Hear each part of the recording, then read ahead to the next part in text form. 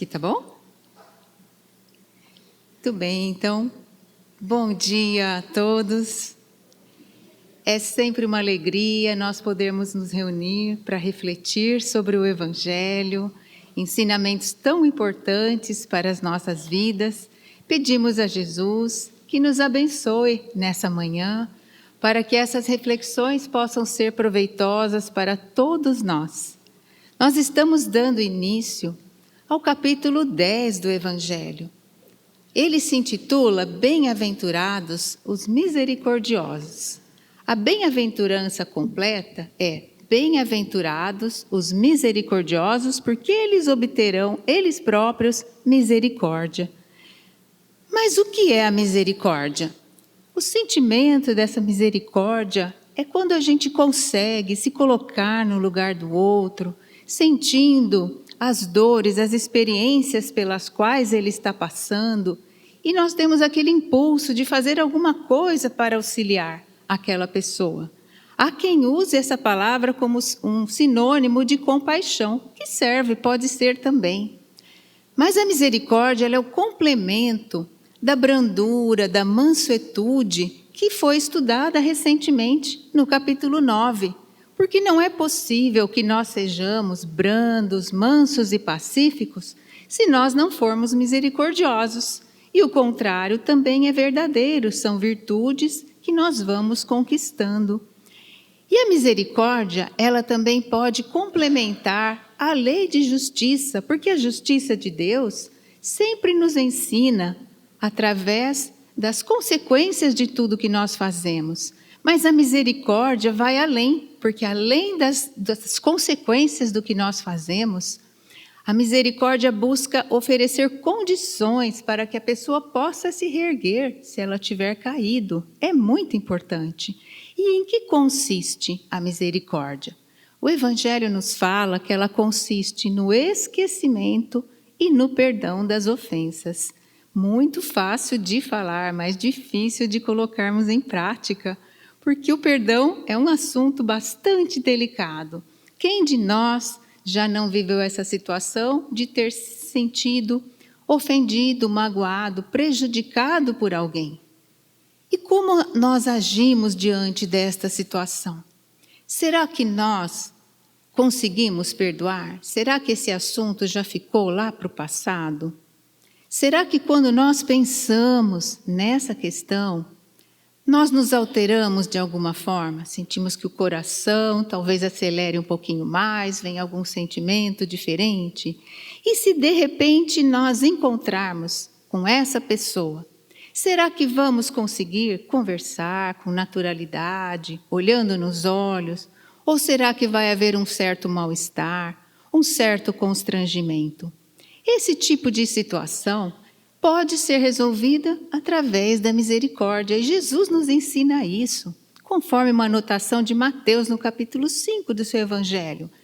Jesus recomendou assim: se alguém fez alguma coisa contra você, procure essa pessoa em particular, chame para conversar. E aí você coloca o seu ponto de vista, conversa com ela, para que a situação possa ficar esclarecida. E Jesus fala, se ela aceitar, se vocês conseguirem se entender, você terá ganho um amigo. Isso é muito importante para nós. Mas tem dois desafios. O primeiro desafio é vencermos o nosso orgulho, porque se o outro nós consideramos que nos feriu, talvez venha aquele pensamento, ele que fez isso para mim, por que eu tenho que ir lá conversar? Ele que venha conversar comigo. Mas nós podemos sempre dar o primeiro passo, buscando esse acerto com a pessoa. E o segundo desafio é achar o momento certo, porque na hora que o conflito está acontecendo, muitas vezes não conseguiremos acertar. É preciso encontrar aquele momento em que os ânimos já estejam mais calmos, menos acirrados, para podermos conversar com a cabeça mais tranquila e buscar resolver o problema. E Pedro, o discípulo de Jesus, diante dessa situação, perguntou para Jesus: Mestre, quantas vezes devo perdoar um irmão meu que pecou contra mim? Será até 7 vezes? Ele fala em 7, que para nós é um número pequeno, mas no tempo de Jesus, o 7 era um número que significava a perfeição, a totalidade divina. Para eles era muita coisa. E Jesus surpreende Pedro dizendo que ele deveria perdoar não apenas 7, mas 7 vezes, 70 vezes cada ofensa. Coitadinho do Pedro, que talvez nem soubesse fazer a conta, percebeu que era muito. Mas nós não precisamos também nos preocupar de fazer a conta nem ficar anotando, porque Jesus quis nos dizer que o perdão deve ser incondicional e deve ser para toda e qualquer ofensa, não importa quantas vezes essa ofensa ocorrer. É muito importante o perdão. Nós, às vezes, talvez você já tenha presenciado alguma situação desse tipo, ou vivido. A pessoa perde a cabeça. Nossa, a gente perde a compostura, fala um monte de coisa que não precisava, faz aquela cena terrível e depois a gente vai precisar falar com a pessoa de novo, porque nós precisamos uns dos outros, todos nós precisamos. O orgulho dificulta nós chegarmos até a pessoa. E no fundo talvez tenha também aquele medo de chegarmos lá e a pessoa falar para nós, agora vem. Faz toda aquela cena, agora vem com essa carinha aí como se não tivesse acontecido nada. Nós não gostamos de ouvir isso. Então, ficamos muitas vezes afastados do outro, impedindo que ocorra essa situação de perdão. Mas o perdão verdadeiro, ele deve ser generoso. Ele deve poupar o orgulho do outro. Se nós já estamos buscando a misericórdia, nós temos condições de fazer isso. Às vezes é aquela pessoa próxima e nós sabemos que ela é mais nervosa, perde a cabeça com facilidade, então nós podemos facilitar a situação para nos reconciliar.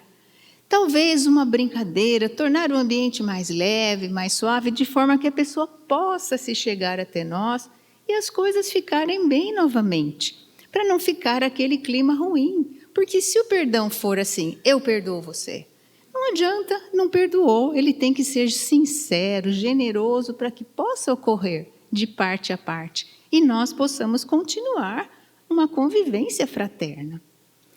Jesus, numa outra passagem, novamente nos recomenda isso, que nós devemos nos reconciliar com os nossos adversários enquanto estamos com eles no caminho. Porque senão o adversário nos entrega para o juiz vai nos entregar para o ministro, oficial de justiça, e nós vamos presos. E vamos ficar presos até pagarmos o último centavo. O adversário, nessa simbologia que Jesus nos propõe, pode ser qualquer pessoa, em qualquer situação que tenhamos tido alguma desavença. E o juiz é a nossa consciência, porque nela estão inscritas as leis de Deus. Todos nós temos consciência, ainda que alguém esteja pensando, não, tem gente que não tem consciência, não, a gente vê o que as pessoas fazem, olha, elas certamente não têm consciência, mas tem sim, Deus não se enganou. É que a nossa consciência vai despertando aos poucos, no tempo de cada um. Todos nós temos sim essa consciência, mas quando nós agimos errado, e a nossa consciência nos acusa, com bastante frequência, o nosso orgulho faz com a consciência aquilo que a gente faz com o despertador para acordar de manhã. Talvez alguém faça isso. Aperta aquele botãozinho para dormir um pouquinho mais. E a consciência dorme um pouquinho mais, mas ela acorda novamente e vem nos falar. E ela vai ficar fazendo isso até nós tomarmos uma atitude. E se nós não fizermos nada, o juiz, que é a consciência, vai nos entregar para o ministro. O ministro representa aqui a ação das leis de Deus, porque elas estão valendo para todos nós. E se nós não tomamos a atitude de nos reconciliar, que é o que Jesus nos recomenda, as leis vão entrar em ação e vão nos colocar em situações que têm por objetivo nos fazer retornar para o caminho correto. E aí nós vamos presos. Essa prisão, além de ser uma questão de consciência, também nós nos colocamos numa situação de quem precisa viver experiências para voltar a ficar dentro da lei de Deus. Porque a lei de Deus é a única necessária para a nossa felicidade. Toda vez que a gente se afasta dela, nós ficamos infelizes. Então é muito importante que nós voltemos. Se nós ficarmos ali presos naquela situação, nós vamos ter que aprender até nos reconciliarmos diante de nós mesmos, porque é perante as leis de Deus que nós vamos prestar contas. Então, quando a gente vive as experiências e aprende aquilo que precisava, aí nós pagamos o último centavo, aí nós passamos a ficar livres perante a lei de Deus. Mas enquanto isso não acontece, nós vamos ficar ali vivendo essa situação. Mas essa prisão, ela não é um castigo, porque a lei de Deus não é para nos castigar. A lei de Deus é para nos educar. A lei de Deus funciona assim: se você quebrou, conserte. Você tirou do lugar, ponha de volta. Você atrapalhou, desestruturou alguma coisa, faça o trabalho para reconstruir aquilo que não ficou bem feito. É só assim que nós vamos conseguir ter tranquilidade. O Evangelho nos ensina também que o perdão não tem só um efeito moral, ele também tem um efeito físico, se podemos dizer assim. Porque aquelas pessoas que têm alguma desavença conosco, que se desentenderam e que nós alimentamos às vezes um sentimento ruim, se elas partirem aqui da terra com esse sentimento ruim em relação a nós, nós já aprendemos que somos imortais. A pessoa vai continuar sendo exatamente quem era, mas agora com um agravante. Tem todo o tempo do mundo para criar embaraços para nós. E ela pode fazer isso? Pode. Ela pode ir lá na minha casa, pode estar por ali, porque é um espírito, nós não estamos vendo. Pode influenciar, soprar ideias para criar problemas. E as pessoas invigilantes podem aceitar aquelas ideias e quando nós menos percebemos, olha só, já estamos numa discussão, já estamos criando ali algum problema e isso certamente nos atrapalha. Mas eu perdoei. Mas às vezes o outro não me perdoou. E isso pode acontecer. Por isso, nos reconciliar é também uma atitude que evita problemas lá no futuro. É por isso que Jesus disse que o sacrifício mais agradável a Deus é o do nosso ressentimento. Nos tempos de Jesus, os judeus iam ao templo e eles iam fazer as suas oferendas, iam fazer as suas orações, eles levavam oferendas materiais. Jesus usa essa imagem para trazer um ensinamento além das coisas materiais. Ele diz assim: se você for fazer a sua oferenda, chegar lá no altar e lembrar que alguém tem alguma coisa contra você, pare tudo e vá conversar com essa pessoa. Vá se reconciliar primeiro, depois você volte e faça as suas preces. Jesus estava nos ensinando que o coração deve estar puro, deve estar limpo na hora de fazermos as nossas oferendas. É muito importante que nós pensemos nisso. E a gente tem aquele ressentimento, às vezes, quase de estimação. Parece que algumas pessoas gostam de guardar aquela mágoa, aquele ressentimento, fica guardadinho. Porque na primeira oportunidade que sai um desentendimento, a gente tira ele de lá e fala: mas você, lá em 1900 e não sei quando, você fez isso, fez aquilo outro. E não encerra nunca aquele assunto. É uma tolice da nossa parte. Seria tão melhor nós resolvermos a questão, joga lá para trás, não faz mais diferença. E não ficarmos guardando, porque isso só nos adoece, só cria problemas para nós.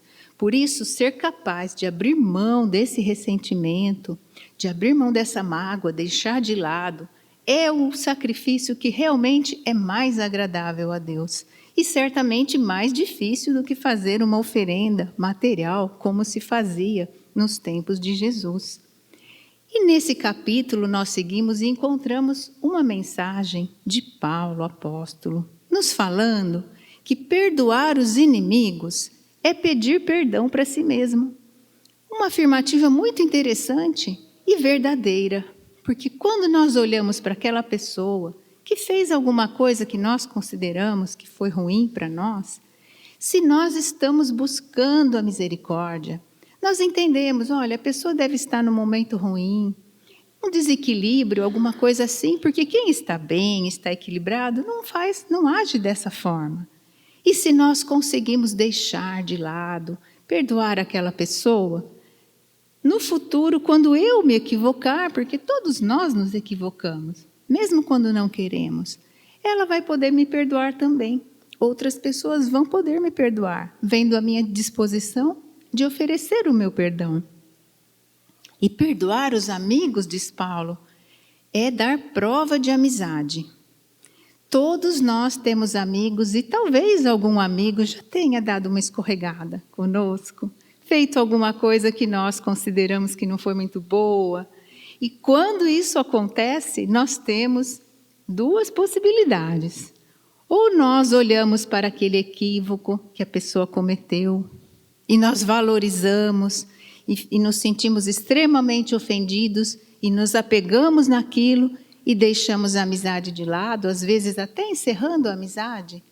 Ou nós olhamos para a amizade. Nossa, essa pessoa é tão querida. Há quanto tempo está comigo na caminhada? Quantos momentos bons já tivemos? Ela se equivocou hoje, mas é uma pessoa tão boa. Deixa isso para lá. E aí você deixa aquele equívoco de lado e valoriza a amizade. Você dá uma prova de amizade para aquela pessoa e segue com ela, o que é melhor ainda. E Paulo nos fala que perdoar as ofensas de uma forma geral é tornar-se melhor, mostrar-se melhor. Melhor do que quem? Melhor do que nós mesmos. É a única comparação válida que nós devemos fazer. A cada dia olharmos se estamos nos tornando melhores, compreendendo mais os ensinos do Evangelho, para que nós possamos avançar. O perdão é tão importante, mas talvez ele seja difícil, porque nem sempre nós compreendemos o que é. Talvez algumas pessoas pensem que perdoar é como se a gente passasse um pano ali na situação e deixar, faz de conta que a pessoa não tem responsabilidade. E aí lá dentro de nós alguma coisinha fala assim, mas vai ficar por isso mesmo? Não vai acontecer nada com ela? Claro que vai, porque cada um de nós, perante Deus, precisa prestar contas de tudo o que faz. E nós todos vamos sofrer as consequências dos nossos atos, sejam eles bons ou maus. Então, nós não precisamos nos preocupar com o que vai acontecer com a outra pessoa. Mas nós precisamos pensar no nosso lado, porque nós temos que responder perante a nossa consciência. Então, o perdão não é você liberar o outro da responsabilidade, até porque nós não temos esse poder, mas é nós nos libertarmos do efeito negativo que a ação do outro provocou em nós. Deixa, você segue em frente. A gente, quando não perdoa, não percebe, mas nós ficamos presos no outro. Uma vez eu vi uma situação assim, a pessoa tinha se desentendido com outra, mas ela sempre fala assim, o que é de baixo não me atinge, eu sou superior. Mas estava lá numa situação onde a outra, podia chegar a qualquer momento. Está lá conversando bem tranquilamente, quando a outra pessoa entra, muda a atitude. Por quê? Porque a pessoa está presa, fica ali olhando, porque quando o outro aparece, tem que mostrar como eu sou superior, como eu não estou afetado por aquilo que a pessoa fez. E não percebemos que ficamos presos pela falta de perdão, ao passo que nós poderíamos exercer a misericórdia, olhar para aquela situação, ver o que motivou a pessoa a agir daquela forma, para que a gente possa, de fato, deixar isso de lado. É por isso que Jesus disse que os bem-aventurados são misericordiosos, esses são bem-aventurados, porque eles próprios obterão misericórdia. Porque senão a gente vai lembrar lá do Pai Nosso, quando fala assim, um trechinho que todos conhecemos, perdoai as nossas ofensas, assim como nós perdoamos aqueles que nos têm ofendido. Mas será que a gente faz nessa mesma proporção? Muitas vezes nós queremos um perdão que nós ainda não conseguimos oferecer para os outros. Por isso, é importante a cada momento nós praticarmos. Então, como que a gente vai começar? Vamos procurar a pessoa, vamos chamá-la em particular, como Jesus recomenda, num momento apropriado. Vamos conversar com calma, tentar resolver isso para que a nossa consciência não nos acuse, não nos faça ficar numa situação de ter que resolver de qualquer jeito. Vamos nós tomarmos essa atitude e oferecermos como um sacrifício para a divindade o nosso ressentimento, a nossa mágoa. Não vamos ficar carregando, isso só vai nos adoecer. E assim nós vamos dando essas provas de amizade, vamos nos mostrando melhores, vamos exercitando aos poucos essa misericórdia, sendo os bem-aventurados que Jesus falou, para recebermos também essa misericórdia de volta. Porque feliz é aquele que pode pôr a cabeça no travesseiro pensando, eu não tenho nada contra ninguém, ninguém tem nada contra mim. Essa é uma bênção muito grande que nós podemos, cada um, conquistar através dos nossos esforços, através da nossa dedicação. Que nós possamos ter uma vida cheia de misericórdia, cheia de boas intenções. Já podemos hoje mesmo relembrar se tem alguém que precisamos já conversar um pouquinho para deixarmos as coisas mais tranquilas para as pessoas e para nós também. Que possamos seguir com muita paz, com muito amor. Agradeço pela atenção, tenhamos todos um bom dia.